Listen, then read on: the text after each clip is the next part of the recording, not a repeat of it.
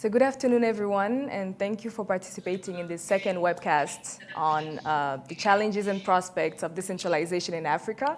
As you know, those webcasts are preparing the Intergovernmental Committee of Experts that is organized each year by ECA, the Economic Commission for Africa.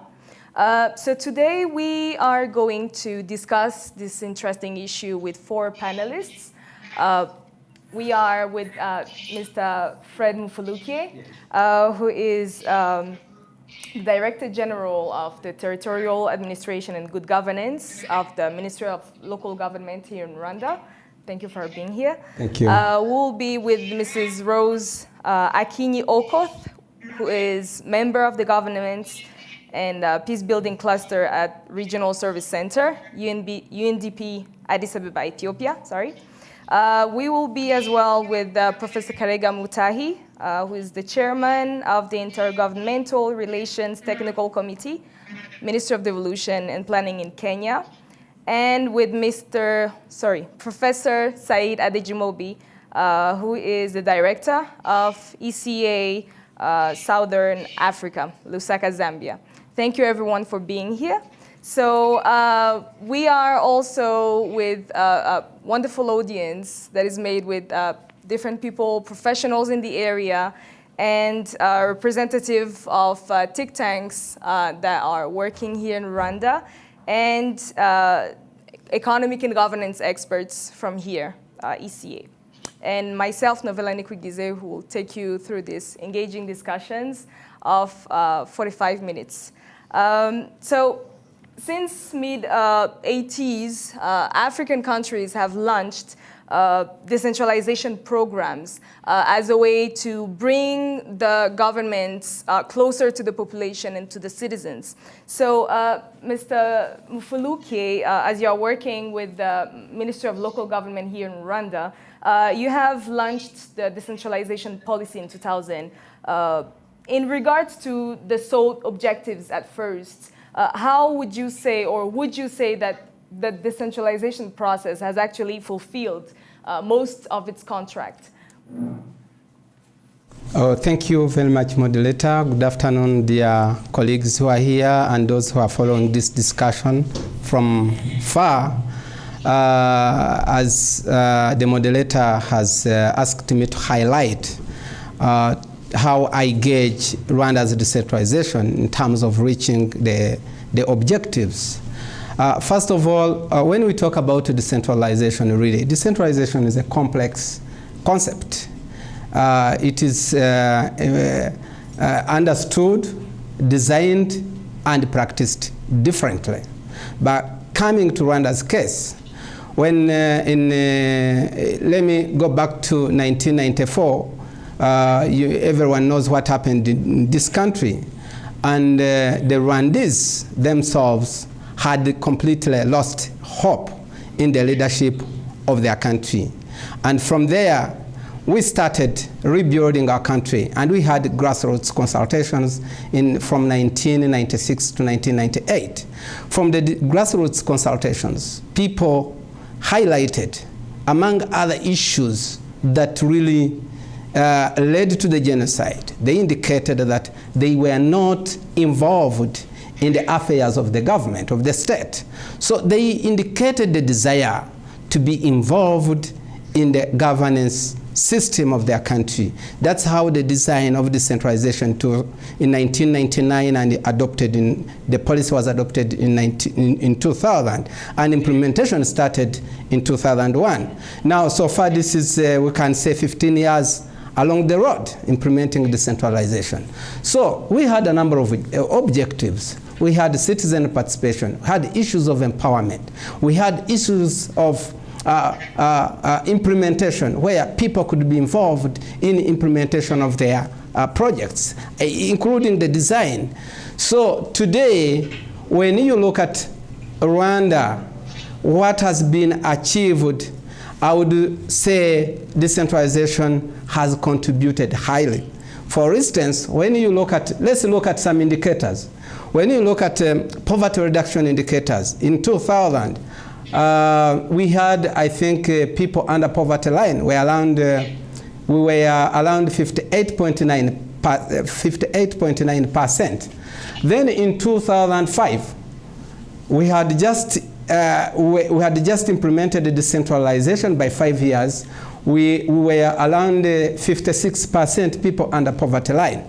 But still, in 2005, we said we had the first phase from 2001 to 2005, and the first phase focused on building confidence, on setting the systems, on putting in place democratic systems.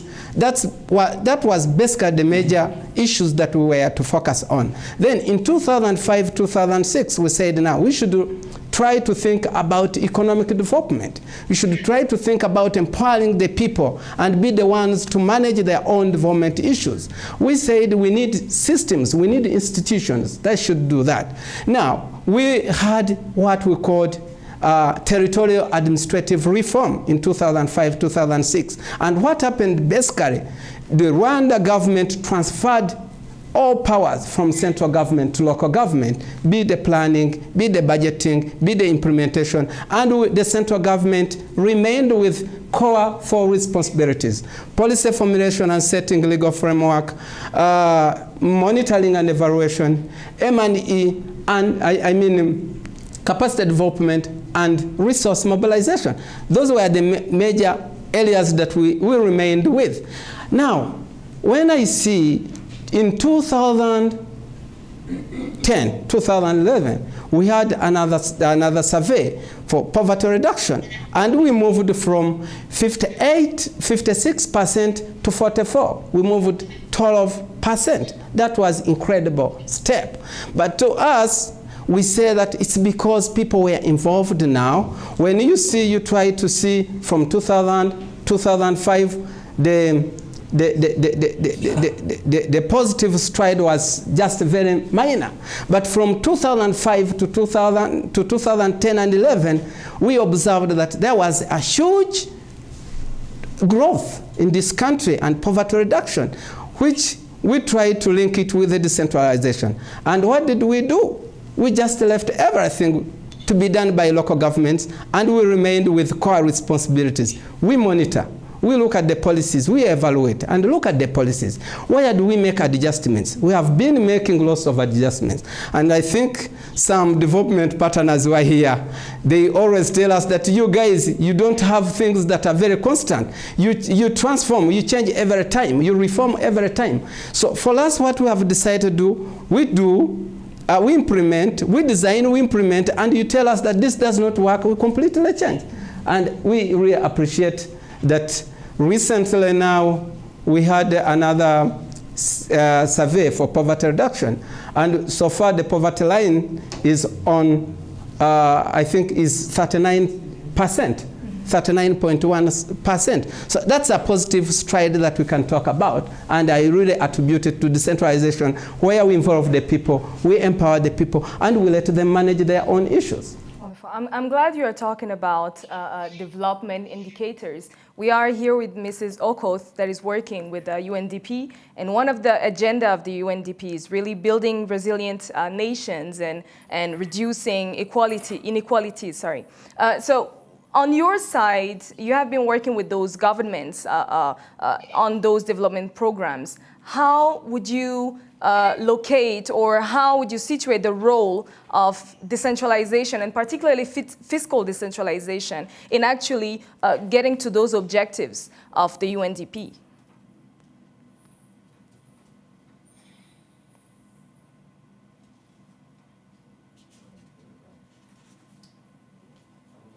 It seems that we have a sound issue.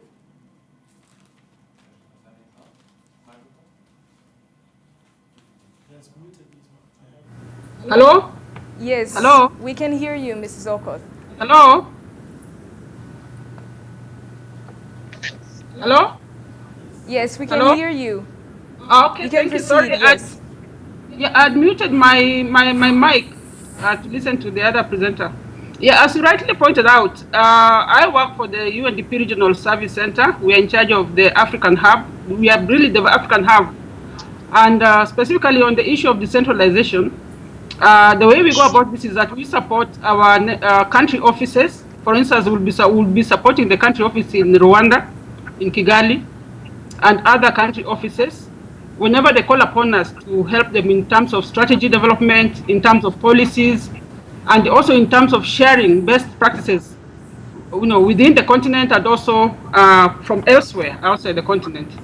So on the issue of decentralization, I think one of the challenges, as has been rightly pointed out by Fred, if I could call him that, is that it's a fairly straightforward issue to create the policies and to create the documentation for it. And even it's a bit challenging sometimes getting the legislation right, but eventually countries do that in Africa. The challenge comes in implementation, particularly where functions have been devolved to subnational levels, and working around the issue of the fiscal decentralization policy and mechanism to free resources to go and support the functions that have been devolved to the lower levels. That's where we get a lot of challenges from the experience we've had with the various countries we have been supporting through our country offices.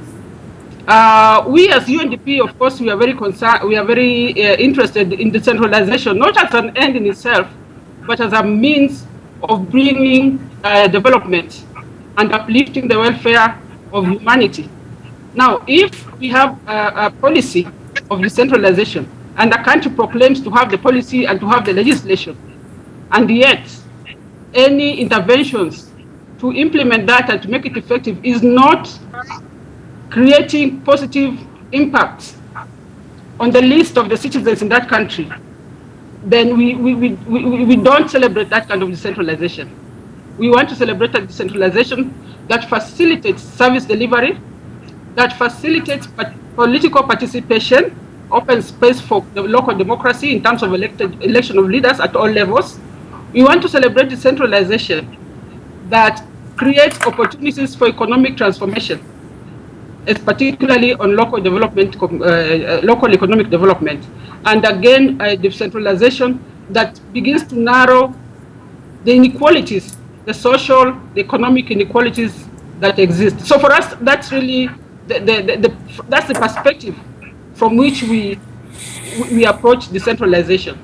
And when you look at now the current developments on the Sustainable Development Goals, for instance, the lesson we learned with the MDGs was that when it was being designed and agreed upon by member states, there was no deliberate effort to bring in local governments to be part of that process of poverty reduction and sustainable development. For now, with the Sustainable Development Goals, we have various goals, but I'll mention only two. We have a goal on number 11 on urbanization, which basically is about creating the framework below the national level to then intervene on development issues. And we also have a specific goal number 16 on governance, where therefore decentralization, the policy, the structures fall squarely in. But for us, if we don't link the policy, the structure, and development, then we have a challenge. Thank you very much for your insight. And I see that you are focusing on the citizens and the citizens' participation. And it also entails to actually leading to more democratic countries and democratic African countries. We have also Professor Said Adejumobi, and you have worked a lot on governance issues and in Africa particularly, and also related to the democratic renewal of Africa. How would you say that decentralization is actually participating in that democratic renewal of the continent? Thank you very much. Let me start by commending my colleagues in SRO East Africa for organizing this very important forum for us to have a conversation around the issue of decentralization. I'll step back a little bit and start from where the first speaker stopped, which is the problematic nature of decentralization. Decentralization has various forms and dimensions, and I will identify two of them. One is devolution, and the other is deconcentration. Devolution is when local authority is devolved to actors on the ground. It's different from deconcentration, in which officials of the central authority go to the local level to act on behalf of the central authority. I think we need to make this distinction very clearly. For me, there are three objectives of decentralization. And when I talk about decentralization in this sense, I'm focusing more on devolution. There are three objectives. One is a means of managing diversity. It's a means of managing diversity in which the different groups, the different sects, the different sections of society, and the kind of pluralism that we have, we use decentralization to manage diversity. Secondly, is to bring governments closer to the people, because the central government or the federal government is often very far away. Decentralization is a means of bringing governments closer to the people on the ground. Thirdly, is a means of delivering services better. In which case, if the government is closer to the people, if the people can work their way into that government and see the government regularly, their demands, their voices will be heard more, and there will be accountability and responsiveness in terms of governance. So those are the underlying pillars of decentralization, that in fact we can promote democratic accountability through decentralization. When governments are accountable when governments are closer to the people, they can make demands, the government can be more responsive to them. And we also assume that in devolved local governments, we have a situation in which there's a democratic character, in which elections will also be held at the local level for people to select their own leaders in terms of those that they want to lead them at the local level. So it's something that can in fact promote democratic culture, as it were. But I think by and large on the continent, perhaps with the exception of Rwanda, which we listened to our colleague who spoke first, I think decentralization has had a very checkered experience on the African continent. The more we devolve, the more we decentralize, the greater the problems. And it has not really achieved its objectives that we set out to achieve. The three main ones that I've talked about. Services in many countries are not being better delivered, in spite of local governments being created. People do not see that democratic character at the local level substantially. We see situations in which local elites have developed. We see situations in which there's a lot of corruption at the local level. And we see situations in which, there are tensions even, amongst local governments. I will identify 4 challenges that I see that are facing local governments, and I will stop there. One is the question of finance. Although we decentralize, but in many cases, there's very little fiscal decentralization in terms of finances. Funds usually retained by the central authority, by and large, whether federal governments or central governments. Secondly, is the question of capacity. Many local governments lack the capacity to be able to act efficiently and effectively. It's a major problem. And the reason is simple. People drift towards the urban areas. People don't want to stay. Skilled personnel don't want to stay in the rural areas. They want to come to the city, basically. So there is a dearth of capacity mostly for local governments. Thirdly, that I see is a question of accountability.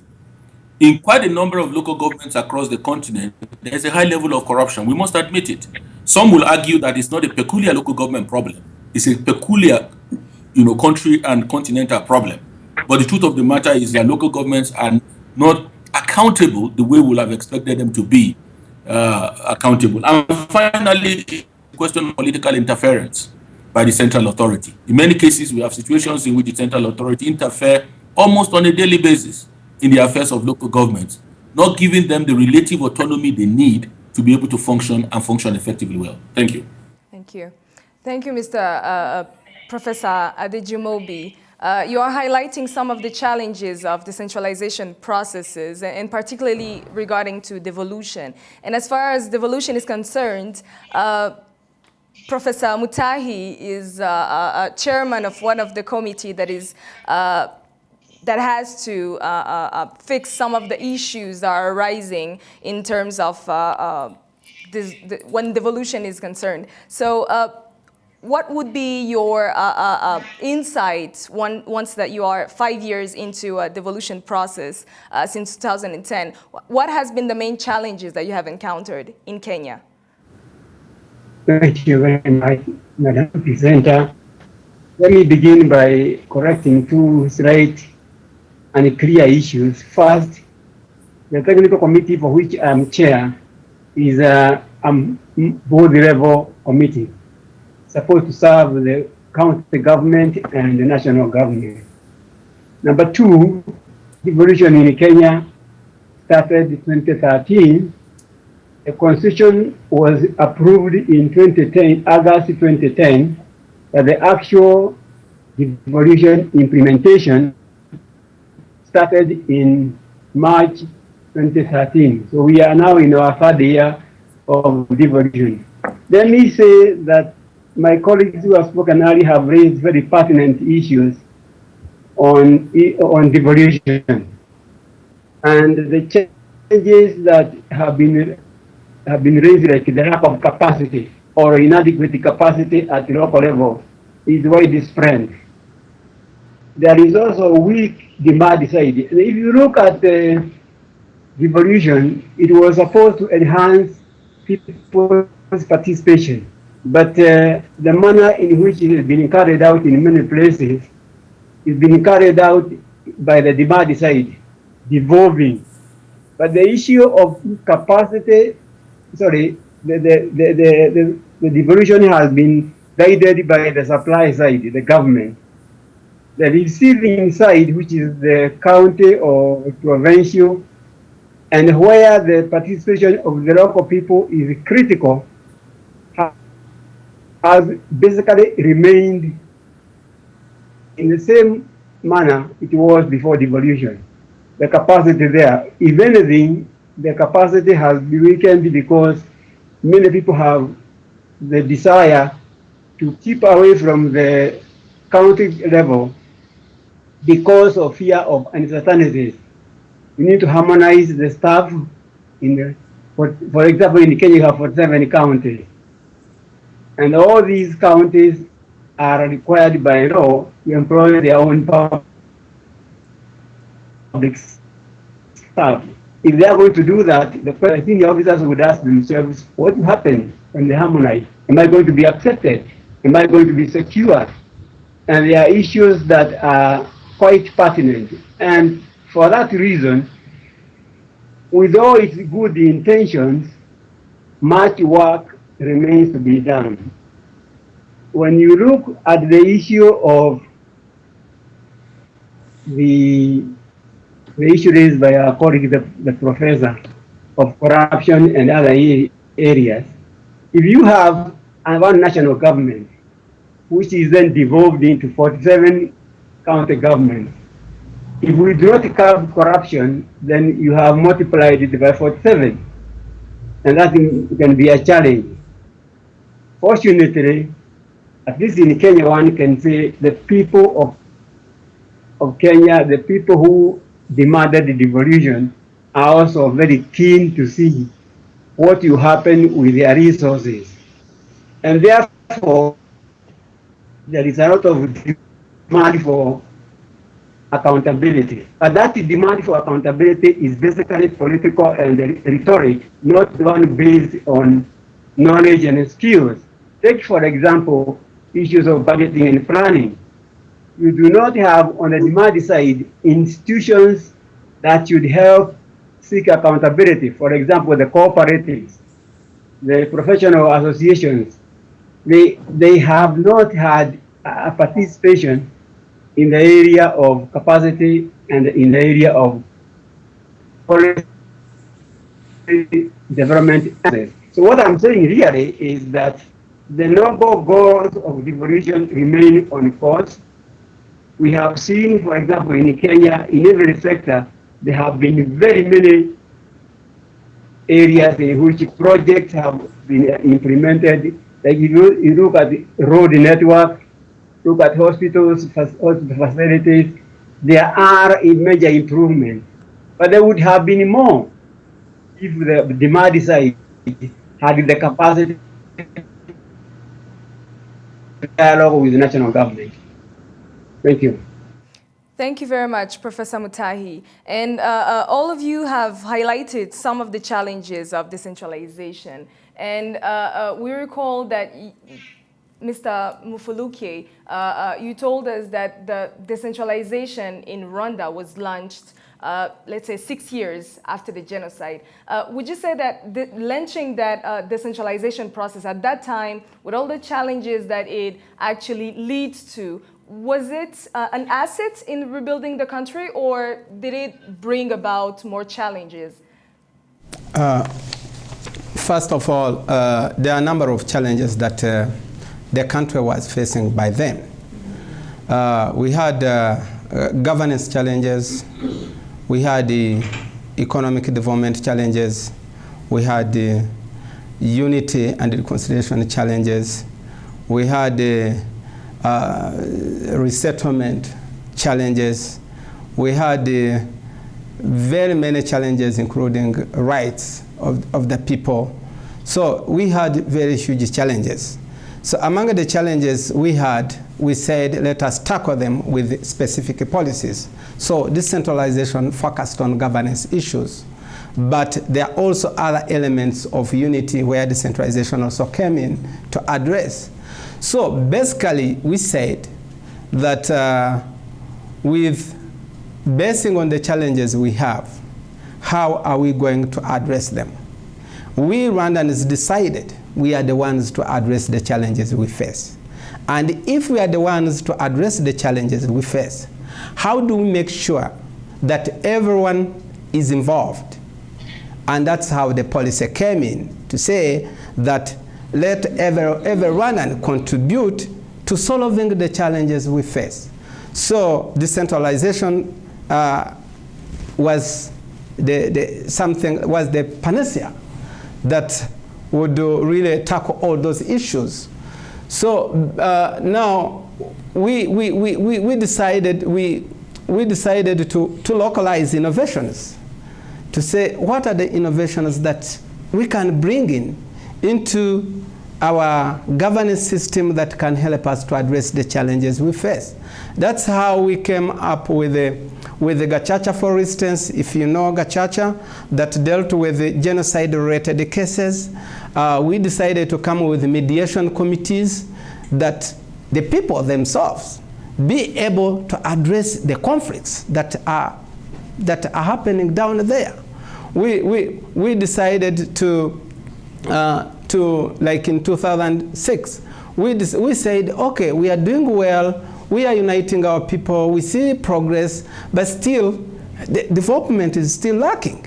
We said, how can we borrow from our own culture issues that can help us to drive our development? That's how we came up with another approach of performance contract, locally known Imihigo. This came in just to help us to plan together, but still we commit to achieving what we have planned. We involve everyone in planning, but we still have to commit ourselves to achieve what we have planned. So this performance contract as a homegrown solution, I would say that has really helped us to be more focused on what we are going to do, to allocate our budgets effectively, and to monitor our targets. Are we really on the track? Are we delivering? Are we achieving what we have committed to? So those are some of the challenges. With the unity, the Gacaca and the mediation committees, all those localized initiatives were there. So people themselves ended up opening, discussing the issues, and they decided to move forward together. So, but still the challenges exist. Like when we are talking about, the professor highlighted issues of capacities. Capacity is a serious challenge. For instance, when you look at a local level, how would you look, the people now, you taking the responsibilities and the resources and they have aspirations and expectations locally there. The resources you have are very small. The people who are going to translate actions, the aspirations into actions, still their capacities to prioritize and to translate them into the national targets. Still, you see, it's something that really needs people who are able. So the capacity issues are still there, but still that should not be an excuse of not taking responsibilities to the people.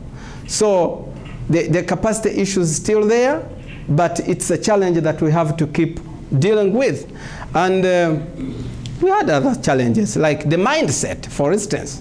People who were used to, like, take an example of burgomasters, the ones who were heading the communes. In fact, that's why we even said we should even change the names.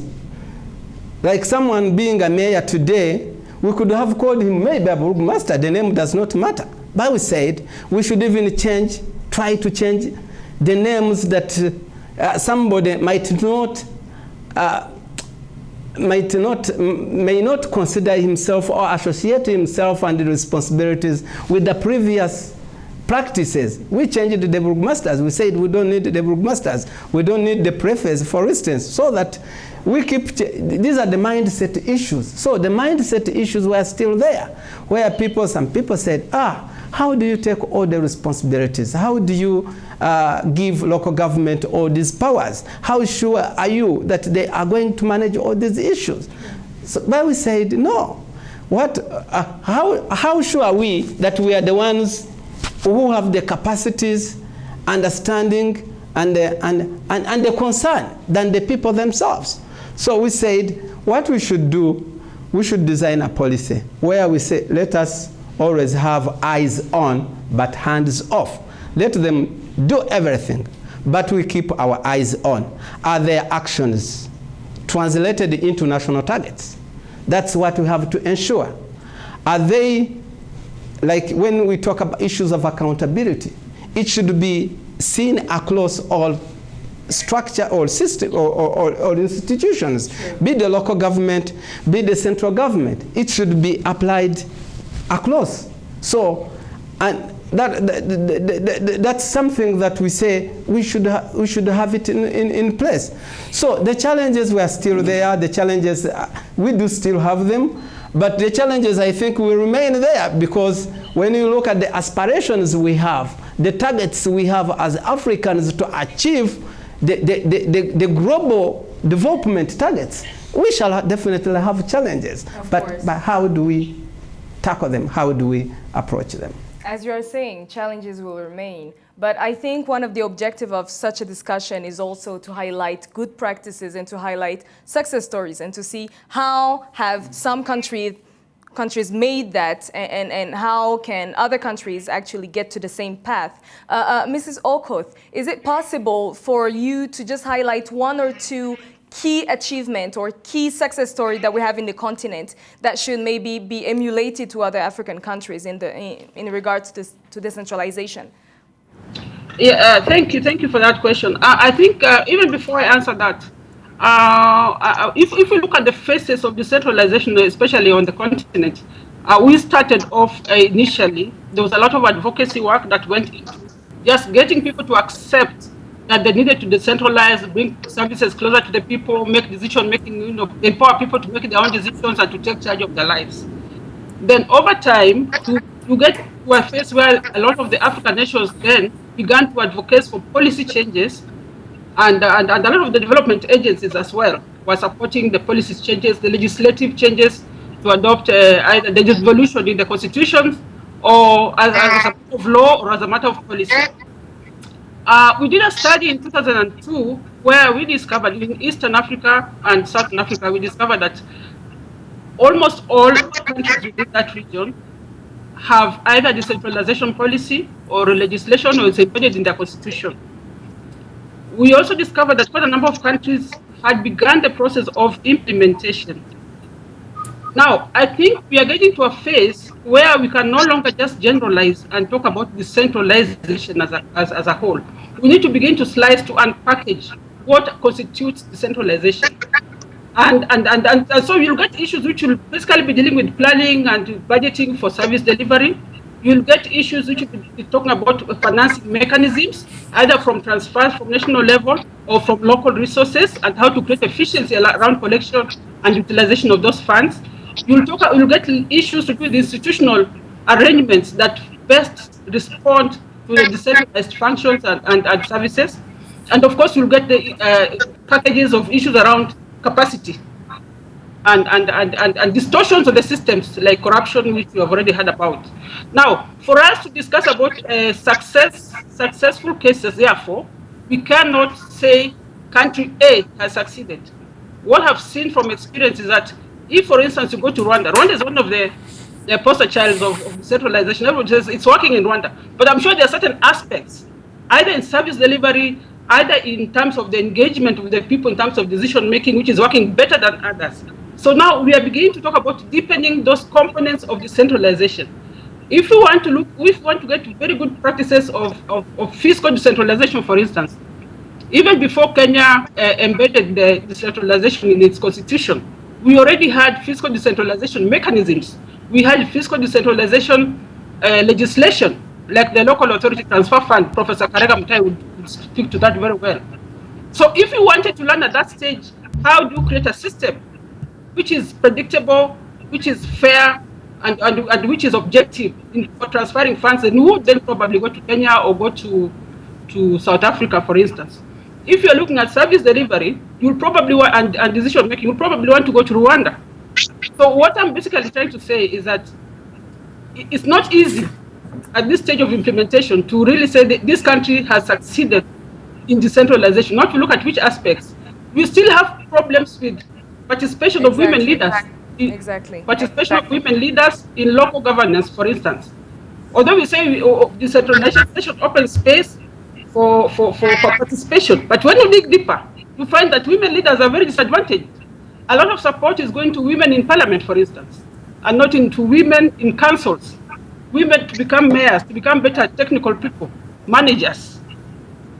And again, for that, we may probably want to go to Rwanda and see how have they been able to increase the numbers of women, not just increase the numbers, increase their capacity and the ability to influence decisions at the local level. So now what we are looking at, apart from in terms of exercising or demonstrating good practices, you really have to then go into the various components to identify which country is best doing what in what area. Thank you very much. Thank you for that last comment. I think we'll invite the audience to eventually participate with some precise questions. You are working in the area. You have had some, let's say, relationship with those questions related to decentralization. So please, if you have a question, a precise one, so that we can give the opportunity to each and everyone to talk who wants to, of course.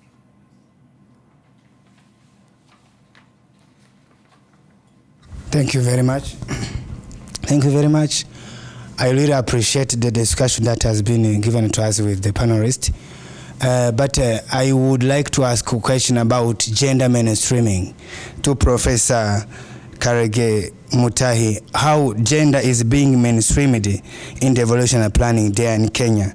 And then my second question is about how these gains that has been achieved in decentralization could be sustained. What are the mechanisms in place to sustain the gain that have been in place? Thank you very much. Thank you. Yeah, thank you very much to the panelists. This is a very interesting discussion. I have a question on the optimal level of decentralized units. In Kenya, for example, you have 47 units. In Ethiopia, you have 9 units. I'm not sure how many you have in Rwanda. The reason I'm asking this is also for effective resource utilization, because there is concern, for example, in the case of Kenya, it may not be manageable, for example. So perhaps maybe you can talk to that, maybe give us insights into that. Thank you.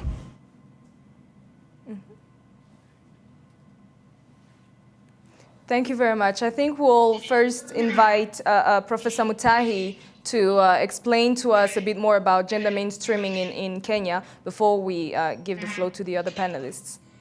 Thank you very much. It is very heartening to see the issue that comes first is gender mainstreaming. And before I respond to that, let me say, if we are talking about success to the devolution, in the case of Kenya, for example, one of the very, very fundamental things have been the resource sharing. Last week we were discussing with a team of county secretaries from 7 counties.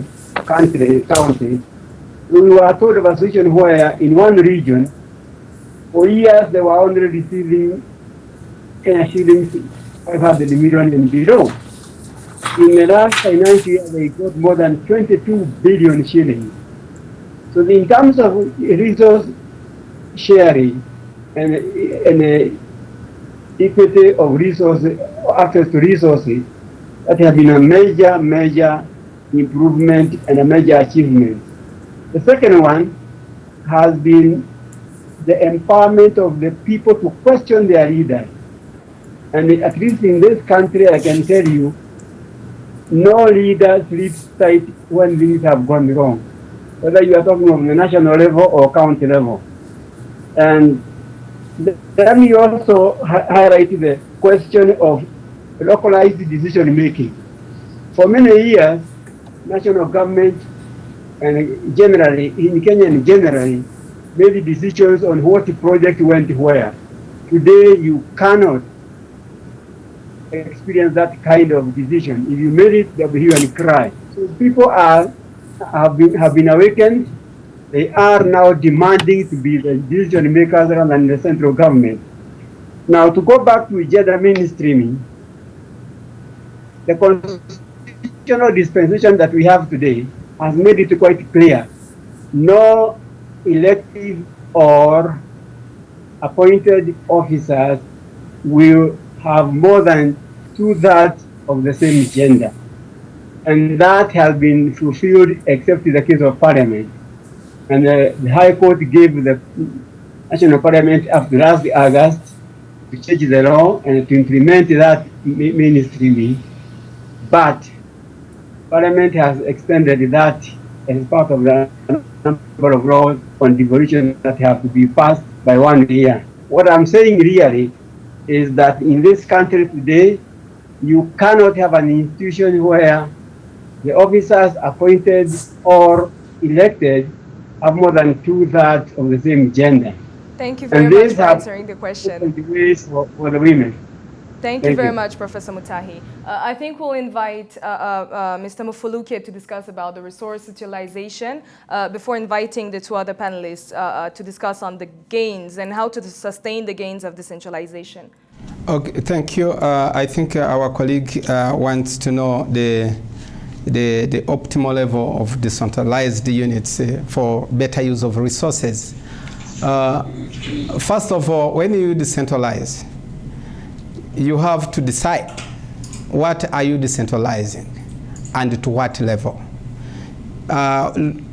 Taking Rwanda's case, decentralization in Rwanda has to go up to the village level. But then there has to be an entity that is more autonomous than the other at decentralized entities. That is the district now when it comes to Rwanda's case. We said that though we are decentralizing, there should be a level where resources that are going to the people have to be somehow deconcentrated, and they are the ones to decide. Otherwise, if you don't do it that way, and we decide to take, for instance, we have 416 sectors.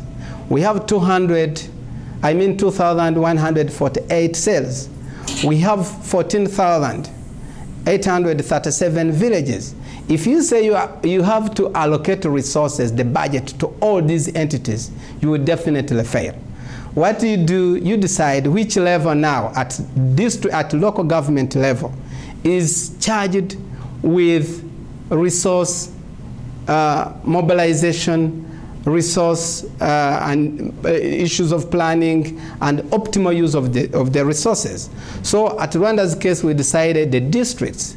And what the districts do, what we ensure, the district, there's a budget that comes from central government going to districts, and the districts have to decide how they are going to use these resources. Thank you very much. But just the last part, we have to make sure that the development budget and the recurrent budget are used effectively. We don't want to see you distributing all the resources to the recurrent budget and you leave behind the development budget. And that's the responsibility of central government. Thank you very much, Mr. Mufulukye.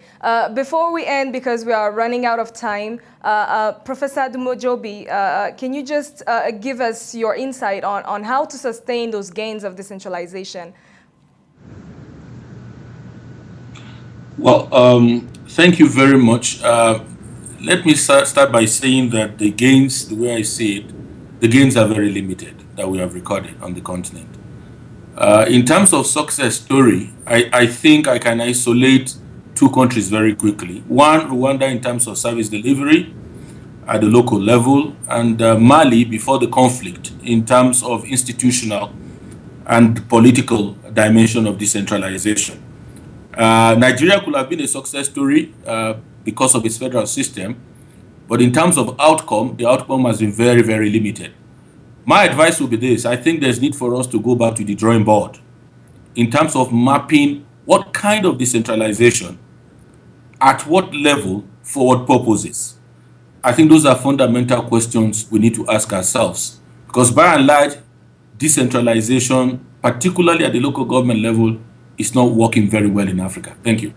Thank you very much to all of you to have granted us the time to participate in this webcast. Thank you, Mr. Mufulukye from Minalok here in Rwanda. Thank you very much, Mrs. Okoth, for participating to this webcast in your busy schedule. We're also thankful for Professor Karega Mutahi from Ministry of Devolution in Kenya, and of course for Professor Said Adejumobi from Lusaka, to have participated. And thank you, of course, to all of the members of the audience who have come and participated with those very insightful questions. Thank you very much, and see you at the next webcast. Thank you. Thank you very much for having us. Thank you very much.